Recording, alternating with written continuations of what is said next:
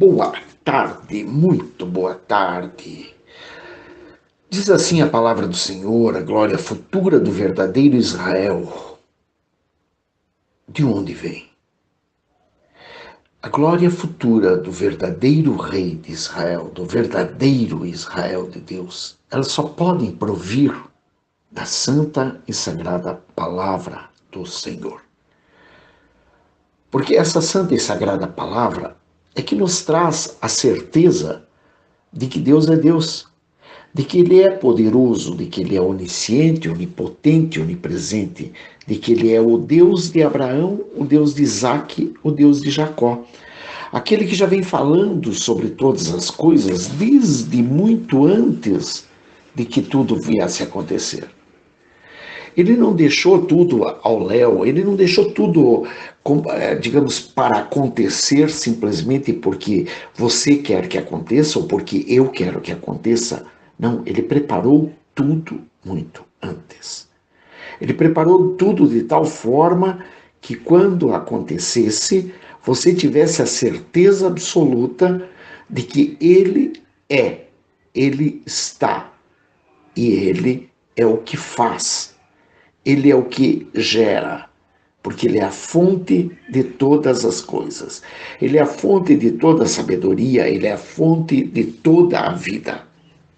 Logo no início do capítulo 2 do livro de Isaías, diz: visão que teve Isaías, o filho de Amós, a respeito de Judá e de Jerusalém.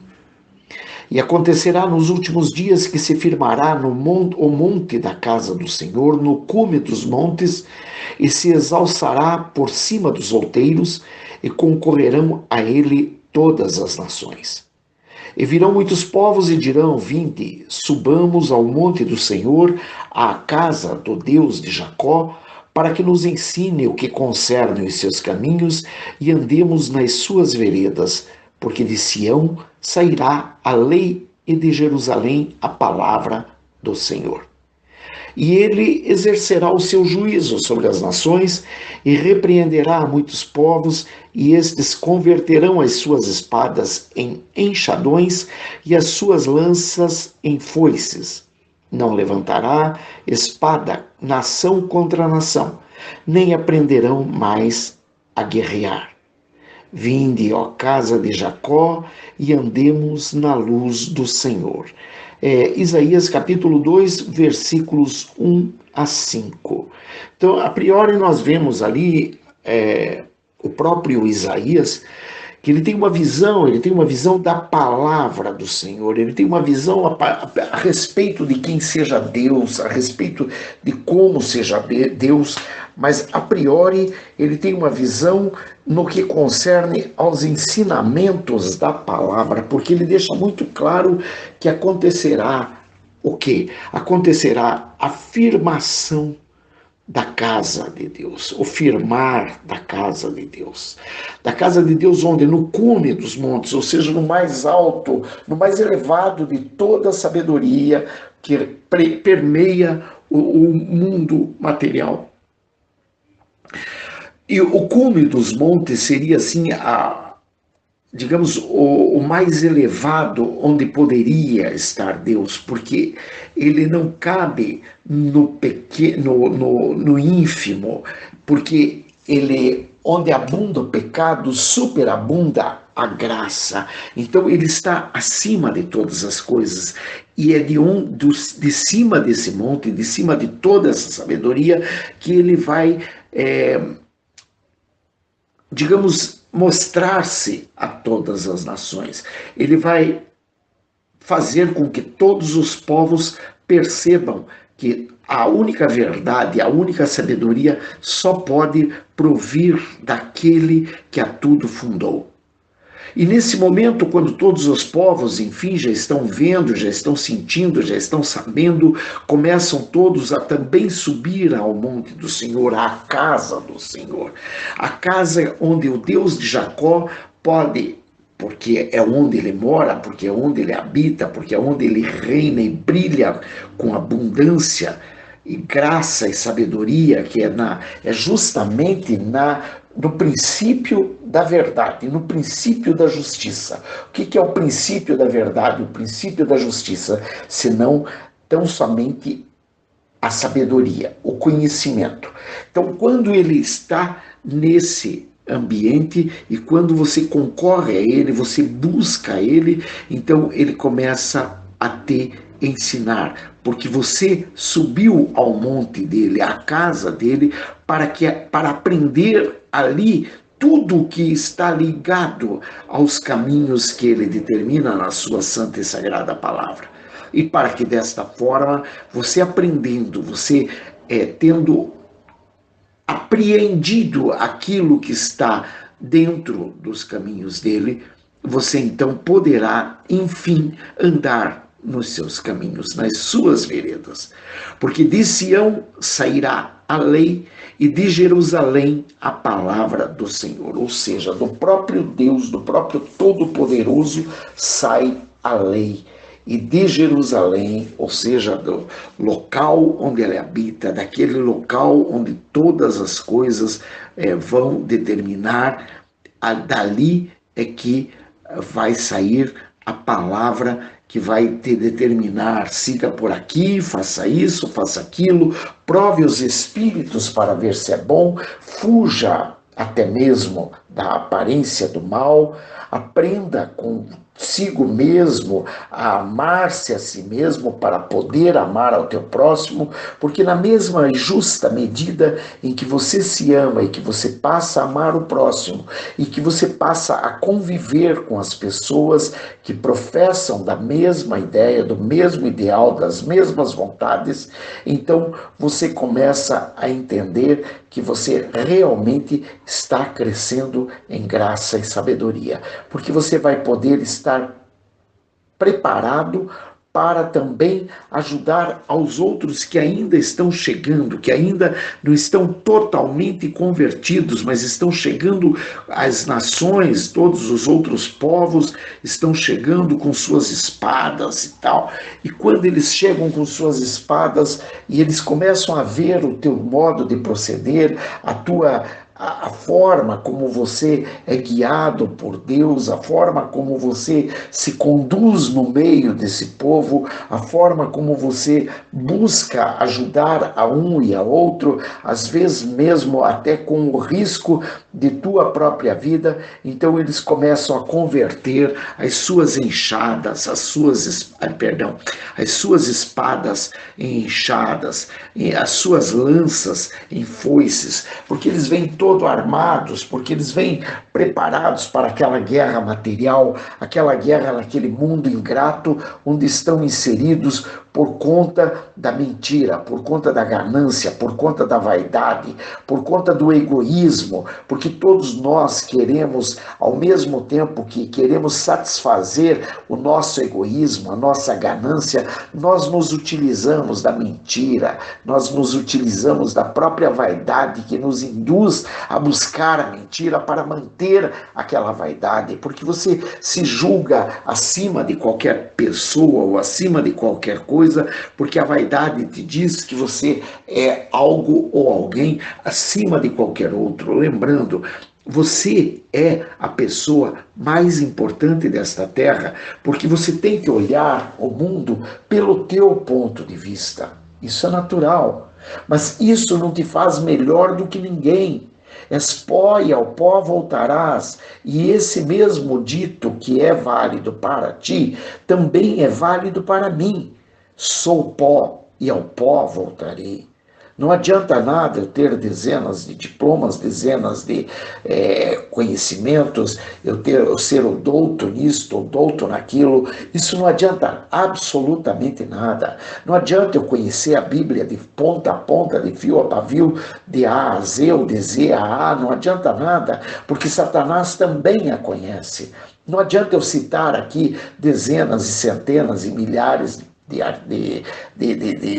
de versículos, porque Satanás também os cita e os pinça a seu favor. Ou seja, ele pinça o versículo, cita o versículo para te jogar contra a própria origem, contra aquilo que te deu o nascedouro, contra aquele sopro divino que veio ao teu nariz. Aquele sopro divino não veio por acaso, e você o tem. Como sei que você o tem? Porque você respira. Porque não há um homem que não tenha provindo de Deus, embora ele pode, depois de ter provindo de Deus, entregar-se a outros deuses. E nesse ponto é que vem o questionamento. Quem é Deus para você? A quem você está servindo? A Deus ou ao diabo? E como saber se você está servindo a Deus ou ao diabo? Apenas provando e fazendo prova se aquele espírito provém ou não do Senhor. E se ele não provém do Senhor, fazendo exatamente o que diz a palavra. Fuja até da aparência do mal.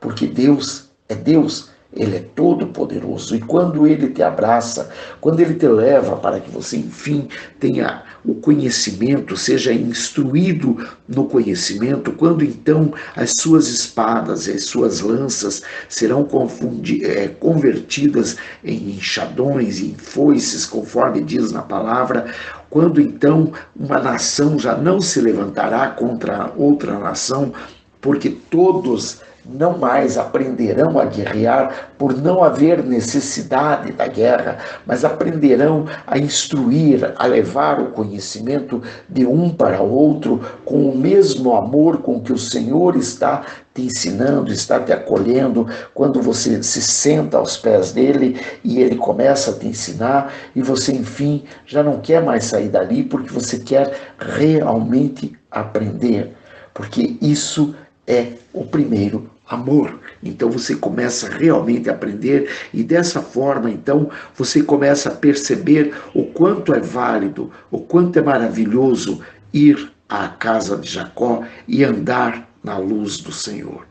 Para que enfim você não seja desamparado, para que enfim você tenha a sabedoria que vai provir dos lábios do Senhor, quer seja em visão, quer seja na palavra, quer seja no aconchego, quer seja no acarinhamento, quer seja através dos teus irmãos que você olha em volta e percebe que digamos, trabalha em função do amor para com o outro, ou em função de receber também o amor do outro, em função de poder dividir aquilo que arduamente conseguiu no seu dia a dia. Muitas vezes uma criança sai à rua, ganha uma bala, volta contente para casa com aquela bala e acaba dividindo a bala, digamos, em 4, em 5 pedaços, uma balinha pequenininha em 4, 5 pedaços, porque ela tem 4, 5 irmãozinhos.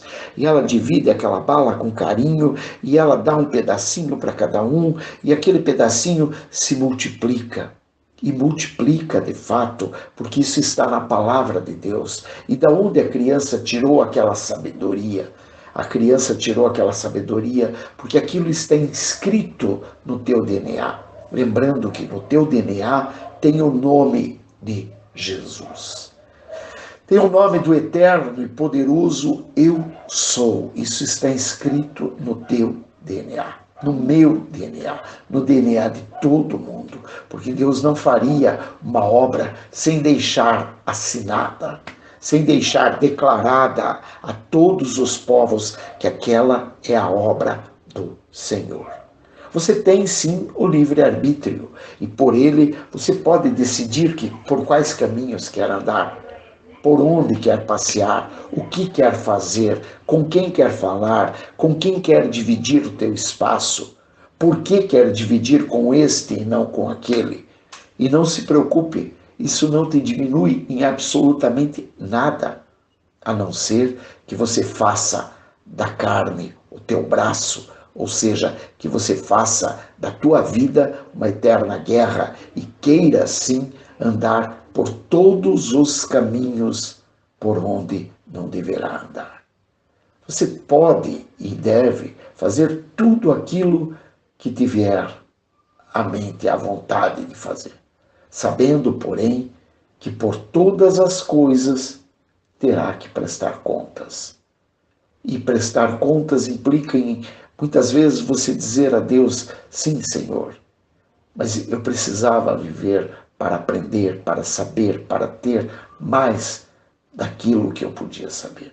Mas o Senhor, quando me chamou, eu disse, eis-me aqui, Senhor, envia-me a mim, porque eu não deixei de ler, de meditar na palavra, de ouvir a palavra, de buscar dentro da palavra mais o sentido para a minha vida, mais o sentido para a minha vida. Não é mais um sentido para a minha vida. Não, é o sentido para a minha vida. Porque o sentido para a minha vida, para a tua vida, tem que sair da boca do Senhor. Porque só Ele, que fez a máquina, é capaz de resolver os problemas que possam ter nesse teu motor. Então, entregue teus caminhos ao Senhor e o mais Ele o fará. Se você quer um carro, não tem problema, queira o carro, não tem problema nenhum. Apenas não endeuse aquela vontade, aquele desejo, como se você não pudesse viver sem aquilo. Porque Deus sabe o que é melhor para você. Ele poderá muito bem te dar tanto a fábrica de carro, como o próprio carro, ou mesmo poupar-te o desgosto de vir a ter aquele carro. Portanto, não temas, não te assombres. Esse é o Deus de Abraão, de Isaque e de Jacó. O Deus de nosso Senhor Jesus Cristo de Nazaré, aquele que é todo-poderoso e mesmo assim está à porta e bate, né? Eis que estou à porta e bato. Se alguém ouvir a minha voz e abrir a porta, entrarei em sua casa e cearei com ele e ele comigo. Esse que está à porta e bate, que é o Deus Todo-Poderoso, que é cavalheiro a ponto de não invadir tua casa, mesmo tendo todo o poder por sua onisciência, onipresença e onipotência. Mas ele não te invade a casa, ele espera que você, da mesma forma que ouve, abra a tua porta e o convide a entrar. E aí ele entrará em tua casa, despreocupadamente, sem se preocupar em como estão tuas louças, em como está a tua despensa. Ele não se preocupará porque ele sabe que se você puxar a botija do azeite, nela não faltará azeite. Se você puxar o pote da farinha, dali não faltará farinha. Se você puxar o pote do pão, dali não faltará pão. Muito ao contrário disso, haverá abundância, abundância tal que você poderá, depois de todos terem satisfeito sua fome, ainda colher muito do que vai sobrar. E com aquilo que você colherá, do que sobrará, muitos mais ainda poderão ser alimentados. Porque esse é Deus. Não se trata de que ele vai fazer todas as tuas vontades. Não se trata de que depois que você começar a segui-lo, você não terá mais uma casa e sim duas, não terá mais um carro e sim dois, ou não andará mais a pé porque terá um carro. Não, não se trata disso. O Filho do Homem, quando aqui na terra esteve, ele deixou dito que ele não tinha onde descansar a cabeça. Ou seja, ele não tinha um travesseiro dele, ele não tinha um local dele, ele andava de sandália, ele não tinha um camelo seu para andar para lá e para cá, mesmo sendo o dono do ouro e da prata, o dono de todo o poder, ele não tinha. E ele não tinha justamente para que você entenda, para que você aprenda que você pode ser muito mais, mesmo tendo muito menos. O fato de você ter muito menos não quer dizer que você não esteja na presença do Senhor. Porque você pode estar com falta em materialidade, mas com uma abundância, superabundância da espiritualidade dentro dos caminhos de Deus. Porque Deus, ele é fiel para cumprir tudo aquilo que ele tem sonhado para ti. Agora, ele diz muito claramente também em sua palavra que se você pedir com fé, crendo, receberá. Agora, o que é pedir com fé? Pedir com fé também é saber que aquilo, além de ser o que você quer, você sabe exatamente para que te vai servir efetivamente e não eu suponho que eu vou fazer isso, eu suponho que vai me beneficiar aquilo. Não, não se trata disso, mas trata-se de você saber efetivamente que você quer tal coisa, porque aquilo vai servir para X, Y, Z, em especial para a satisfação da vontade do Eterno em tua vida e não para a satisfação do teu ego. Um carro bonito, porque assim eu ando melhor. Ora, se anda melhor de carro, então para que Deus te daria duas pernas? Se você anda melhor de carro, qual a serventia dessas duas pernas maravilhosas que Deus te deu? Se você fala melhor num iPhone ou num aparelho super moderno, então o que tem? Por que Deus te daria essas cordas vocais tão maravilhosas? Se você pode cantar melhor no microfone ou num sistema de som, por que Deus te deu essas cordas vocais magníficas que você tem? E não se preocupe, porque o perfeito louvor vem das criancinhas de peito, ou seja, daqueles que não são instruídos ainda, nem na sabedoria musical, enfim, não têm instrução em absolutamente nada, mas eles têm aquilo que está faltando para a grande maioria, que é a humildade de continuar sendo e estando na presença do Senhor.